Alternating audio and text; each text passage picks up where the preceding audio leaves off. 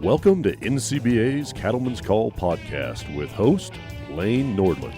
All righty, everyone. Welcome back to another conversation here on the Cattleman's Call podcast. I'm your host, Lane Nordland. And as we always have conversations on this podcast, looking for new, innovative ways for producers out in the countryside to be profitable, to diversify, and just maybe think outside of the box a little bit. I'm excited about today's conversation. We're joined by David and Randy Mannix, who are part of the Mannix Brothers Ranch out of Helmville, Montana. And yes, even though I'm from Montana, it's still a little bit of a drive for me to get from Great Falls over to Helmville, Montana.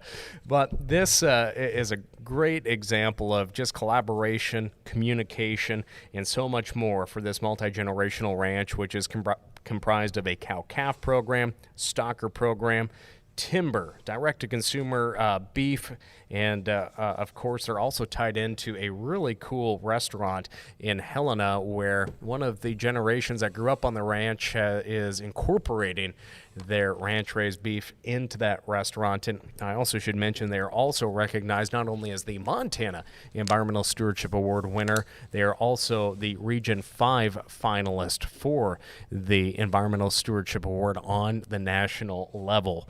And we have a lot to talk about here today, but David and Randy, thanks for joining us here today. You're welcome. Thanks for having us.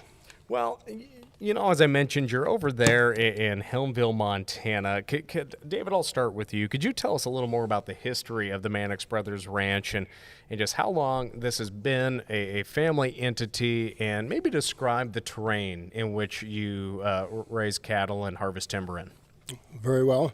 Yeah, well, obviously, I hope you use that edit button to shut me off when I ramble. But so 1882, the ranch was started by my great-grandfather.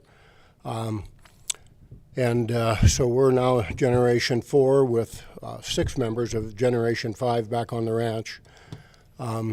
Just a bit more of a backdrop. The ranch, as you can imagine, great-grandfather, Civil War vet, lost his wife at a young age, moved to Montana, started a ranch. So the ranch has been through sheep for a lot of years. It's been through the Great Depression, came on hard times, right, following the Depression, changed to a cattle operation in the late 1940s. There was, during those financial difficult times, they sold some land to satisfy a bank note. My father then, in about 1950, took over, and really through obviously many things, but good stewardship, both financial and environmental stewardship, stewardship of the livestock industry, making some shrewd decisions. There was also at that time, in early years, timber wasn't as much of a commodity as it became then in the 50s and 60s, and he took advantage of that also to help put the ranch back on sound financial footing. But through that, as you can imagine, like most of agriculture, the founding values were so critical, right? I mean, just integrity, honesty, hard work, looking your neighbor in the eye, and treating your neighbor as you would like to be treated. My father drove that home to us. You know, some of those values that we'll get through tough times and sustain relationships that are going to be important to you. So this generation, my brothers and I, Generation 4, we're not self-made men, right?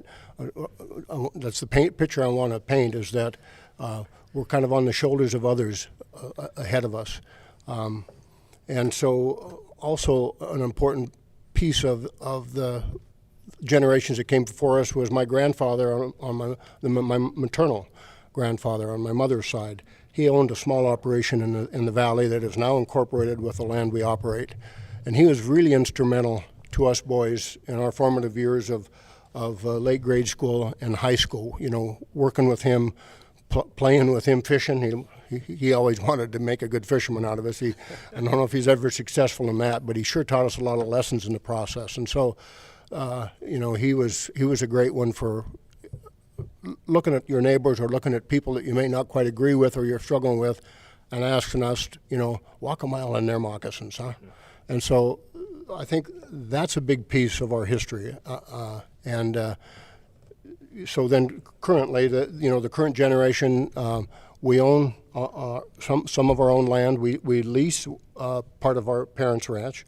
My father's now deceased, but my mother's still alive and active, still does child care occasionally, more than occasionally, on a weekly basis with great grandkids. So the current generation, there's 3 brothers with our 3 equal partner wives. There's 6 then of generation 5 back on the ranch. 2 of those are married with spouses that either work full-time or part-time on the ranch. And so that's a bit of the, let me think, what have I missed there? You asked me about the topography a little bit. So it's a mountain valley setup, right? So we have timbered mountains. There's a lot of our, not only our timber resource, obviously, but our summer grazing as well. An intermediate sagebrush grasslands, native lands in the middle, and of course the bottoms then is irrigated and sub-irrigated, both grazing and hay production. Most of that's flood irrigation, but we do have a couple pivots. The last piece of the foundational thing is that we operate on about a third of our land is deeded. About a third is from private leases from a number of different owners, and about a third is either state or federal. Mm-hmm. And I only say that in that there's a lot of different values at play in resource management, and that so understanding and respecting those values, even if we don't always agree with them, is a piece of what we feel as a basis for our success. Yep. Lane, if I might add, our operation exists in the Helmville Valley, the Blackfoot Nevada Creek watershed, and it's kind of referred to as the Southern Crown. Just to the north of us is the large wilderness complex of the Bob Marshall, Scapegoat, Great Bear, Glacier Park, Waterton, Banff.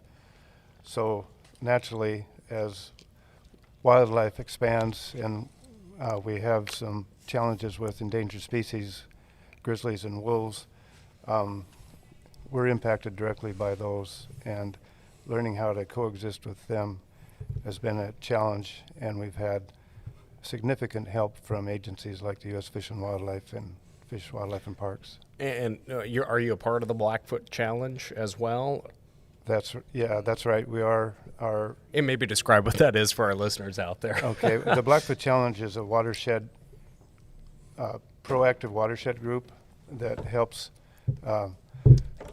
landowners and producers mitigate environmental challenges and concerns, and they've done a lot to help us and our neighbors coexist with these wildlife issues. And that can be kind of a lot of ranchers can be a little apprehensive about wanting to work with agencies that maybe aren't just trying to work on the grazing end of things on federal lands. But I guess what's that process been like, and having respectful conversations and learning about how we can stay in the ranching business and also go through these processes of making sure that we can stay ranching, but also know that we have a grizzly that's still on the ESA, here in our backyard.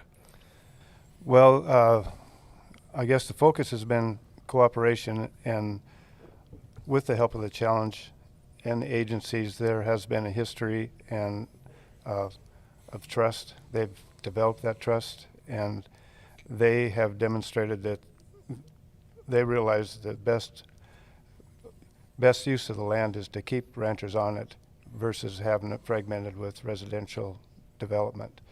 And they try to explore as many different options as they can to help mitigate challenges, whether it's with electric fencing, carcass pickup, range riding. Those are some of the tools that they've been able to use to help us mitigate the wildlife issues. And so I want to talk about your timber as well, but I think a lot of our listeners want to know exactly how many members of the family are tied in to the ranching operation or the timber operation. What's the overall figure, I guess? It probably changes every year, obviously, but Yeah. Sometimes every morning is a different. So there's, so it's dynamic for sure. So there are the three brothers, full time all the time. Although we're approaching retirement age and we're having those succession discussions. In fact, we're doing some succession changes now, management changes. But that said, my wife Peggy, does the books and the office work. Brent's wife Stacy's a full-time teacher, unless there's a cattle drive, in which case she seems to be able to find a substitute so she can be on a horse. Right? Doesn't matter the weather, doesn't matter the length of the day, So it is dynamic like that, as many family ranches are. Then the 6 children, the Generation 5 that are back, have diverse interests. Randy's oldest son is very interested in the timber, and mostly focuses there. However, that the timber industry has been, I'm going to let him speak more of the specifics, but in general, the timber industry has been a kind of a 4 or 5 months, winter months enterprise. And the rest of the year, the same players they're irrigating, or they're moving electric fence, or they're baling hay, or what have you. My daughter works 3/4 time for the ranch. She also has a leather business. She does market some leather work, and she works part-time for the Quivira Coalition with their apprentice program. My Brent's son Brian isn't the oldest of his generation, but he was the first back full time. He's becoming quite articulate, frankly, in front of tours, and he's very much taken a hold of grazing management, particularly the intensive grazing management, the genetic selection on the ranch. And maybe working into the ranch manager role, it would seem at this time. Again, that's a dynamic decision, right, that may change. Son Logan was a science teacher, high school science teacher for 8 years. When he and his wife became parents, they wanted to come back to the ranch, raise their children on the ranch. He's now in charge, manages the beef program, and it's grown that drastically in the last 3 or 4 years. And let's see, am I forgetting anyone, Randy? But I think that we have, Brian's wife, Kate, works part-time, 3/4 time on the ranch also. She's a bit of a jack of all trades, a great planner, a great supporter of all programs. Highly educated. Ashley, Brent's youngest daughter, grade school teacher, just moved back because new baby. Her husband's just became full-time on the ranch a couple months ago, and he'll bring a lot to the table as well as he learns. He's already engaged in the community, which is pretty cool. That's important to us. It's been really important to all of our Generation 4, and he's already engaged in the community, and he'll be a great asset. Well, and as I mentioned, timber. You look at how we were talking about having to adapt to live with endangered species like the grizzly bear, and why you guys are a part of that Blackfoot challenge. But the timber industry was truly just shuttered in Montana because of the Endangered Species Act and litigation as well. And that used to be just a big part of Montana's economy. And was that one of the initial thoughts too of, hey, we gotta stay in business, we gotta do whatever we can to not be shut down like the timber industry was in the state of Montana? And that's why we're going to look at all these educational collaborative opportunities to really just keep livestock production, timber production going forward on our lands. Is that a right assumption of that? Yeah, I would say so. I mean, the timber is a real part of the resources that we have on our ranch. It was my primary interest, and as I got out of high school, I went to school for forestry and was able to practice that on our own property. And as my dad was wanting to turn over his responsibilities at ranch work, he wanted to get into logging. And as you know, logging now is gone pretty much mechanical, which requires a huge investment in capital. And they can do tremendous work. They're very efficient. They can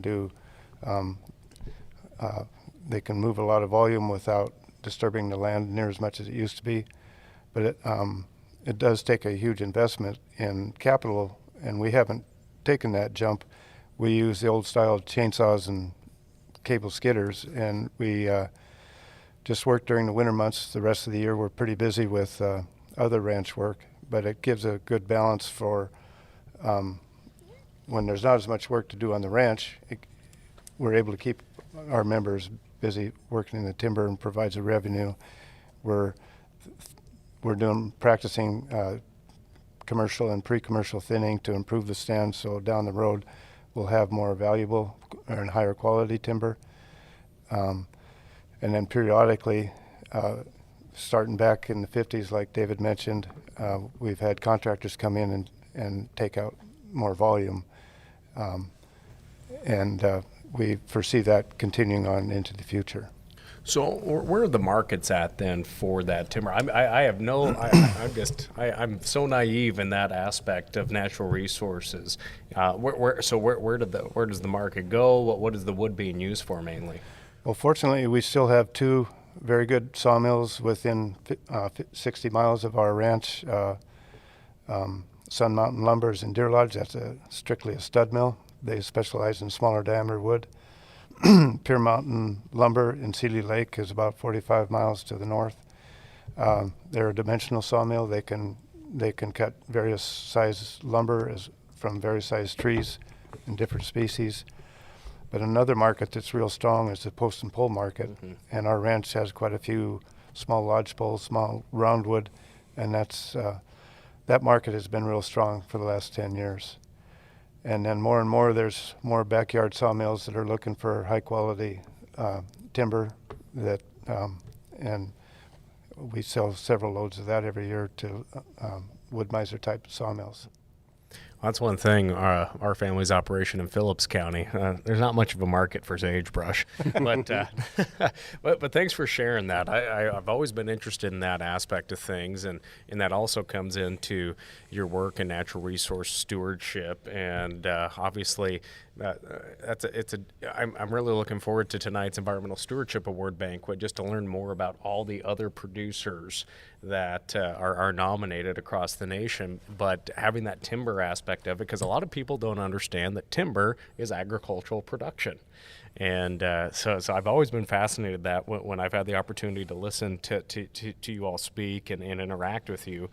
But, we look at just looking at new opportunities.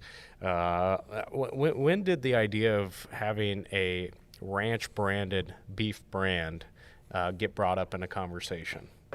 So I would say, I think 2008 is when we actually started, and that started kind of, well, maybe like several of our enterprises, a bit organically, right? I mean, we had our family management has been influenced by our ranching for profit program. I won't go into details about that, but it influenced us along the lines of our genetic selection, looking for a phenotype of animal that maybe wasn't the highest in production, but would fit the resources we had on the ranch without purchasing outside inputs any more than we could help. So we had downsized both milk production and phenotypes, smaller frame, lesser milk, and that just happens to be the animal that works for grass-finished beef. We had a university professor bring some college students out on the ranch for a tour, sharing what we did on the resources, and that professor was Neva Hassaning out of Missoula. She said, there's kind of a demand, the unfulfilled demand for grass-finished beef in Missoula. You guys want to give it a try? And that it seemed like an easy thing to try, right? So I think we started with 7 head that year, right? But it has grown. It has grown from that point. I'm not sure if I answered your question, Lane, but no. That and with that, what were some of the challenges you had to face? Because it's a grass-fed product. What was that like, understanding, okay, this is obviously the Missoula market, that part of Montana probably that's what consumers want to have there is grass-fed for the most part. That's a stereotype, maybe some people may say, but that part of the state, I think, obviously enjoys grass-fed beef. But, when you look at that, what were the steps to get to where you are today in terms of number of head you're able to finish, understand like, gosh darn, we need to have more steers ready this time of the year than versus this time of the year. What was that like? There was plenty of challenges along the way, and again, maybe starting a bit small helped us to grow in a safe mode as opposed to trying to gear up and do it on a very large scale immediately. Some of the first challenges I can remember would be filling that pipeline. I mean, you don't finish them overnight. It's a much slower process, frankly, than concentrated feed grains in a lot, right? But yet, so if it takes, in our case, the earliest we were able to finish them is about 24 months, and we'll go on over to almost to 36 months. Well, if a customer says, hey, I need X number, you think, well, wait, I'll be with you in 18 months. I'll have that animal ready, huh? Yeah. Well, that doesn't work very good. So having that pipeline full when needed and learning how to grow that was a piece of that, one of the struggles we had. Lane, I might add, when we first started this, Scott Barger was with us at the time, and he was the one that kind of led us on the charge. He was the one that helped us with the genetics, and he's the one that determined when they were finished, and he was the one that started the farmers markets with us and started that relationship with the consumers. And our biggest customer to this day has been the Good Food Store in Missoula, which is like a Whole Foods, but it's just one store that they have. And they've, like I say, they've been our biggest customer, but they've also been our kind of our barometer on what we can feed the cattle and what's acceptable to them. And that's kind of because there's not a lot of guidelines on what's truly grass finished. I'd like to, if you don't mind, Lane, I want to add to that. So Randy talked about the Good Food Store being our yellow canary. What does the consumer want? That isn't always we don't always agree with the consumer, but if that's what the consumer wants and they're willing to pay for it, why not? Yep. I'm going to give you an example, and that is it's easy to market a never-ever product, and that's what we're currently selling, which is never any kind of antibiotics and never any kind of grain. But boy, there's a lot of times just a little bit of protein, grain-based protein in the fall will go a long ways towards saving on the hay pile. Or there's animals that get sick and need treatment. Yep. Interestingly enough, so we personally don't have a problem with that meat product. In fact, that's usually the one we end up eating, right? But that's one of the growing pains and trying to understand meeting the consumer's demands, understanding what the consumer wants and needs. And then there's a dynamic conversation about that too. I think that works both ways. That's educating them and vice versa. Well, and that's one thing too, is as producers, we can't criticize what a consumer wants to eat when it's beef, whether it's grass-fed or grain-finished. We're all going to agree. The grain-finished, that's what I prefer. But when that consumer is driving the demand, it's so important to watch that. And I think there's been a lot of challenges for folks, especially in the COVID times when they started up their own direct to beef model. And unfortunately, I've seen in just the last 2 months, it's now 3 families in Montana that are just backing out of the business because it's not penciling out anymore. The demand was there at the height of the pandemic, and then it's pulled back a little bit too as the economy has gone, from in the post-pandemic world here now. But you've had to learn through that since 2008, the growing pains, and there was a recession even about that time too when you were jumping into that market. So how important is it there to just follow those indicators and just follow the economics of it and listening to those consumers, as you mentioned? Yeah, I wish I could answer your question better because we'd probably be a better business if I knew the answers to that better. But certainly the communication with the consumer is critical. And frankly, we find them to be rather understanding if they understand the why of what you're doing. But it is important for us to not overpromise either. I think that's one of the critical things. Going back to the previous generations, what we learned from them, they need to know that the claims we make are honest. That we're not going to fudge, even if we may eat a different product than they're asking us for. But it's important that that we have their back with what their needs are, and that we are selling what we are claiming to sell. So again, the economics of that ebbs and flows, as you well know, the commodity, it ebbs and flows a lot. But our grass finished product to the consumer, we can't be near that responsive. So there'll be a year or two in there when commodity like 2014, 2015, and we may be seeing that again here in the near future, where the grass finish enterprise, while it's been our most profitable enterprise overall, it won't be profitable every year because we don't feel that spike and cliff, we can't quite do that to consumer. And so there's those economic decisions you make along the way. And I know you all have hosted several tours, bringing people into the ranch and sharing what you do. And I think that having that product in Missoula, in the food markets there, is such a great gateway to educate people about what family farmers and ranchers do in the countryside. What has that been like? Maybe changing somebody's perception that lives in the big city of Missoula. It's big to us, but when you get into New Orleans, it's pretty small. What has that been like? Well, first of all, I might back to your last question a little bit. COVID actually gave us a big boost in our beef sales because it looked like we weren't going to be able to have a farmer's market, which was our contact with the consumer. So we started 2 different delivery routes that we do every Saturday, and that really gave a spike in our sales. We were limited on getting processing slots, but we were moving more beef, and that has continued to climb. And with that, we're able to meet a few more people. Like oftentimes, my wife would go with me on delivery routes, and you're able to shake hands and meet people and see the expression in their face in there, especially after they come back the second time and third time and feel that support. It's very rewarding for us. We've also, this last spring, we hosted a dinner with the help of Cole and Old Salt, where we invited like 100 different of our customers to come out and have dinner on the ranch with our beef that we've raised with that their chefs produced and cooked for them.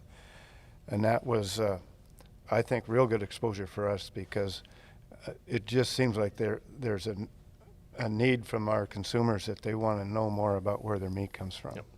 And you mentioned the Old Salt Outpost. Is that the correct name for it? And so Cole is one of the fifth generation. Is that right? And so the ranch is a part of this restaurant and supplies the beef to it.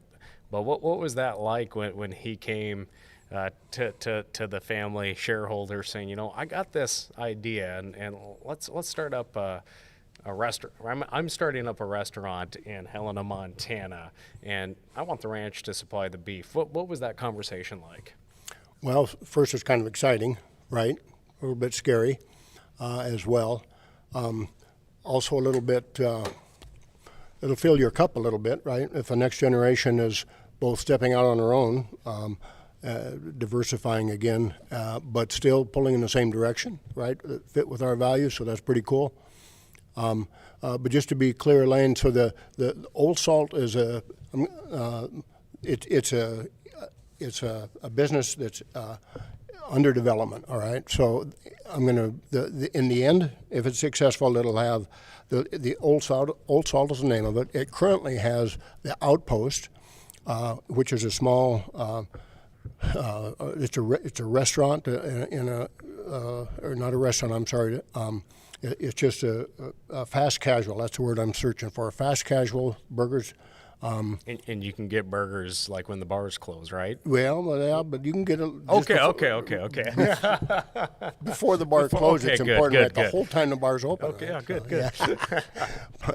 So, and they've rented space in a bar, right? They don't own that structure, and they now own a processing facility that's currently custom exempt only, but their goal. And they're in the process of getting that to be both state and federally inspected. They do not yet have slaughter. that also is under construction. They're having a modular facility that's being built, be shipped in next month. And then, so they will have state, federal slaughter and processing. And then the last piece of that is what the Old Salt refers to as this mothership, which is going to be the butcher block. So that's going to be a sit-down restaurant with a butcher shop in it. All of these would be in Helena, and they will. That's where the customers will meet Old Salt. Right, it'll be at the outpost. It'll be at the butcher shop. But their overall goal, their overall profit center is going to be direct-to-consumer sales. Yep. And so so when we're talking about Old Salt, there's plenty of that still coming, but that's the dream. That's the that's the goal. And it's separate from the ranch. It's not a part of the ranching entity, but the ranch is an investor in it as well. Yeah, we're an investor and a partner and supplying a lot of the beef at this time. And who would have thought 25 years ago that would have been a model that, you know, a young boy growing up on a ranch could fulfill, because that just wasn't on the mind of consumers at the time either. I think that's pretty cool. Definitely, yeah. Yeah, his vision and his goal will take what we're doing and just be on a much bigger stage, touch a lot more consumers. And the final piece of that, again, would be in the face of 3-second sound bites and fake food, fake meat. The goal behind this is to have a loyal customer. Maybe we can't, control customers everywhere, but if we can start locally and have a loyal customer base that does understand land management and real food production, maybe that'll make us stable, and maybe that's just one piece of a bigger puzzle. Huh? Yep. Now, obviously, as we look at this, what's it like having a family meeting? Where do those family meetings take place? How do you manage just the dynamics when you have so many families a part of one entity? Well, I can take the first shot of that. First off, it's chaotic, okay?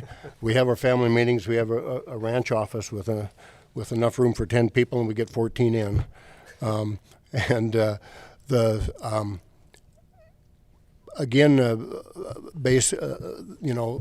try to be inclusive. We're managed, if you will, by each of the generation 4 are also directors. There's 6 directors. There's one director of the next generation from each family. So if push comes to shove and we have to vote on something, it's those 9 directors that make that decision. Generally, we make decisions by consensus. It isn't always smooth. A number of years ago, we needed a facilitator to help us learn how, as we engage the next generation, how to do it well, how to play fair, how to have the tough conversation that you have to have. And so, do we struggle sometimes? Sure. But are the rewards worth the effort? Absolutely. Lane, to expound on that a little bit, every early Tuesday morning, all the ranch crew meets at the office, and we talk about the next week's plans, but other things that are more related to working in the business. And then periodically, our goal is once a month, but we don't meet that. We'll have a directors meeting. Maybe it's 6 weeks or 2 months that we have directors meetings.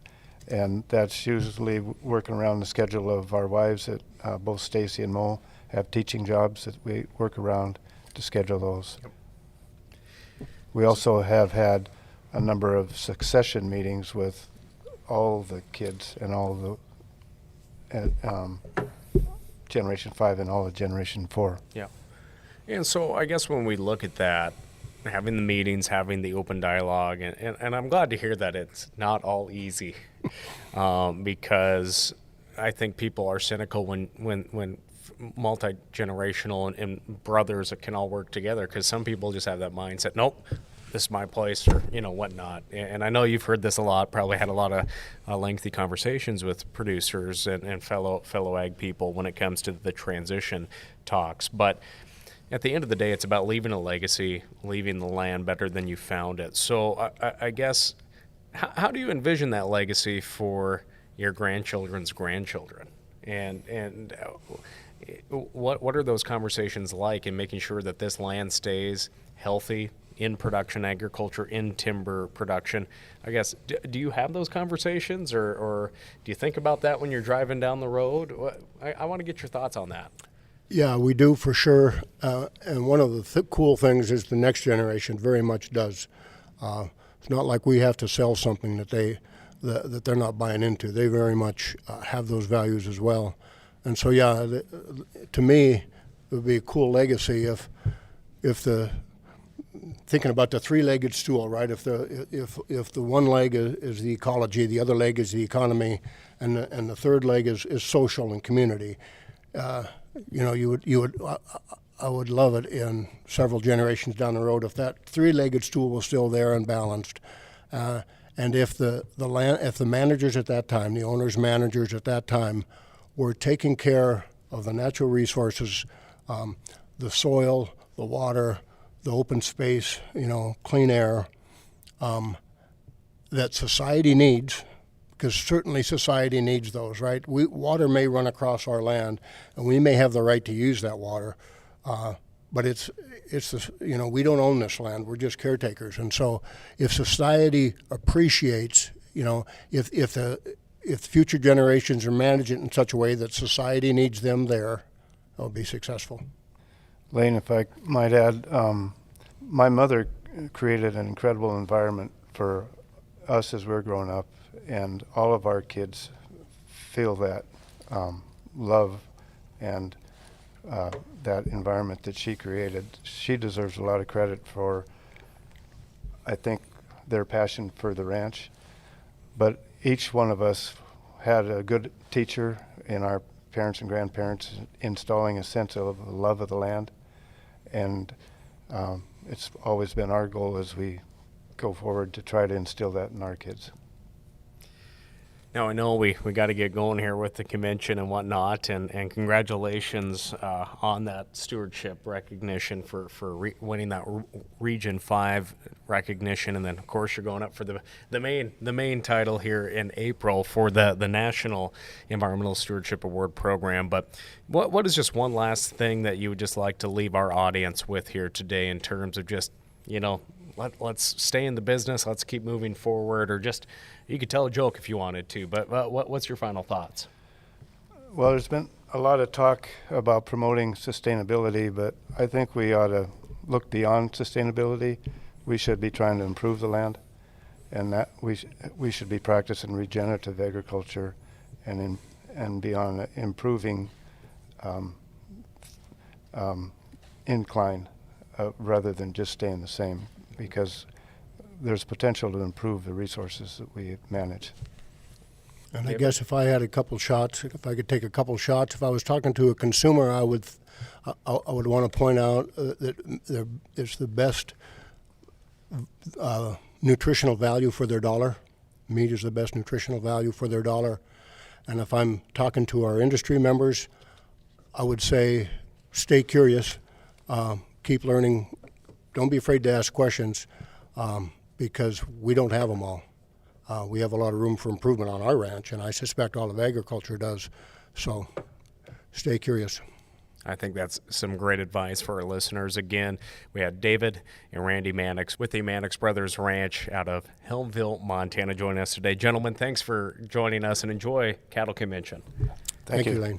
All right, friends, that will do it for another great conversation with producers that are hard at work out in the countryside, taking care of our natural resources and making sure there's opportunities for that next generation. I'm Lane Nordlund. We'll catch you next time.